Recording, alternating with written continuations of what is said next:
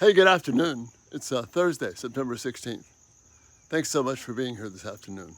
We're still going to have two today, just this first one's a little bit later getting started. I want to continue the theme we're looking at in Proverbs chapter 3. Our bodies are not designed for certain things. They're designed to trust God. They're designed to honor Him. They're designed to be at peace with Him. They're not designed, our bodies are not designed to do only what God can do. Our bodies are not designed to handle stress. We talked about that last night. Also, our bodies are not designed to handle anger. Anger will consume us and eat us alive, literally. That's why I have a lava in the thumbnail today. Anger is destructive, and that fire burns and consumes everything around it and leaves nothing good in its wake. So I can hear someone saying, wait a minute, what about righteous anger? Isn't there good anger? There is, but there's a difference. God's anger, the righteous anger, has a particular purpose. There's a burst of energy there to do what God wants. Sometimes that anger is needed to do good, return good for evil. God's called us to that. That's a good thing.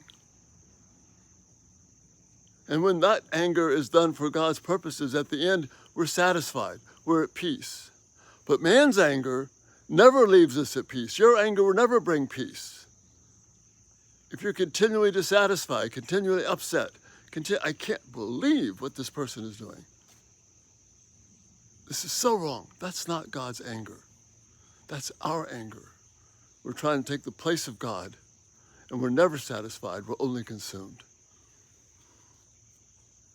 Man's anger will never produce the righteous life that God desires. If you're angry at your children, you're angry at your parents, you're angry at work, you're angry at how stupid the world is, there's never any peace in that anger. It won't produce anything good, just more upset and more angst. And the object of the anger is destroyed, overwhelmed. And the one who gives the anger is also consumed as well with the fires of hotness and anger and angst. Our bodies are not designed for that kind of anger, for that kind of hatred, for that type of just overwhelming sense of how bad everything is. That will ultimately wear down and destroy our bodies.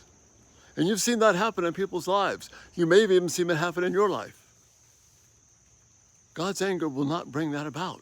Man's anger will not bring that about, because we're taking on the role of God. We're trying to do anger when only God can do anger properly, except for those instances where, like I say, there's genuine righteous anger.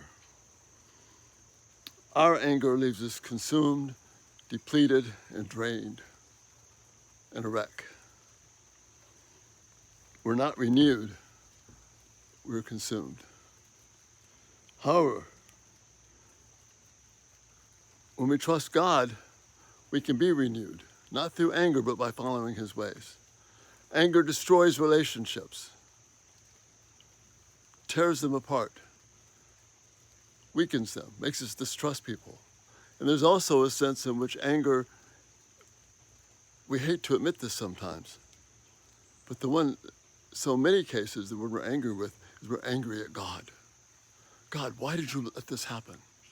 I'm trying to do the right thing here, and look what's happening. You say you're sovereign. Well, why are you doing this to me? Now, you may not be saying those words, but you might be thinking them, and your body's reacting that way. That won't draw you closer to God. It won't give you peace.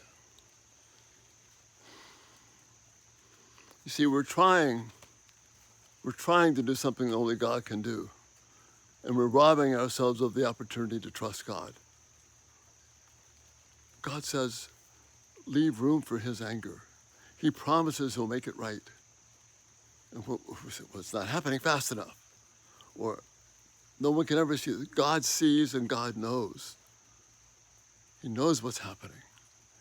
Your anger, if you live in anger, if you live in upset, if you're consumed by how unrighteous everything else is, and it's true, there's a lot of unrighteousness out there, even being done to you and me.